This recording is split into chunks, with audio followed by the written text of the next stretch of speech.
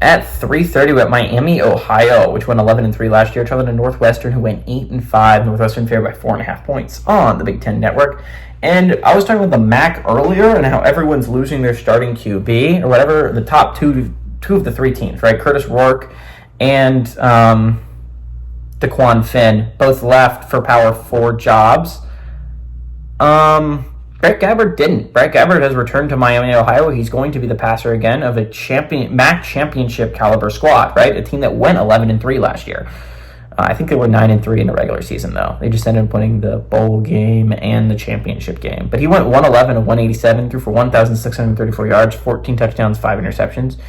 He didn't lead that championship squad. I'm pretty sure he got hurt, and so that is why, possibly, he decided to return. And maybe he didn't get any really transfer opportunities, but he's a good QB, and I think he is going to have Miami, Ohio as like the favorites to win the MAC this year just by him returning. Rashad Amos had 210 carries for 1,075 yards and 13 touchdowns. And Gage Larvadane had 42 catches for 679 yards and 6 touchdowns. Unfortunately, Amos and Larvadane do not return.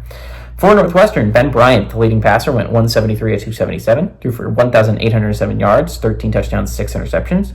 Cam Porter on the ground had 166 carries for 651 yards and 4 touchdowns. Cam Johnson had 54 catches for 715 yards and 6 touchdowns. Porter is the only one of those three that has returned, though.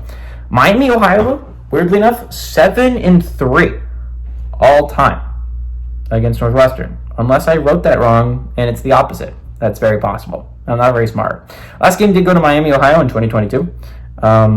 7-2 in Evanston and 3-0 in one possession games is Miami, Ohio. Unless I read it backwards, which is very possible. I was reading this pretty late at night and I was tired. I was sleep deprived, so maybe I'm a moron. We'll never know. I mean, no one could possibly fact check that. Northwestern's only favored by 4.5 points, and I think that's really interesting. Miami, Ohio is a good squad, and I think last year was the first time in a long time a MAC team did not beat a Big Ten team. I think that ends this year. I think Miami, Ohio has a good team built together this year. I think Brett Gabbert is a solid QB. I think Northwestern had a great year. I'm not going to take anything away from the year that they had. They had a really good year, and I think the interim head coach absolutely deserved the job after that year.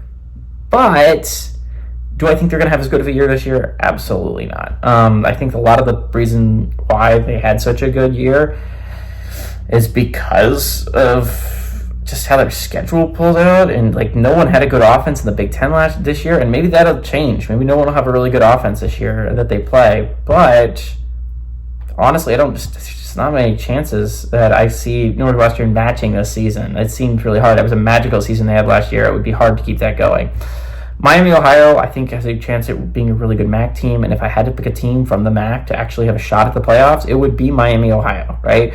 They have the team there. You would have to go 13-0 really to have a realistic shot because MAC's just not a strong enough conference, and you're going to need some other teams to lose. But if I had to pick a team, I think Miami, Ohio has at least a shot at being that Group of 5 representative.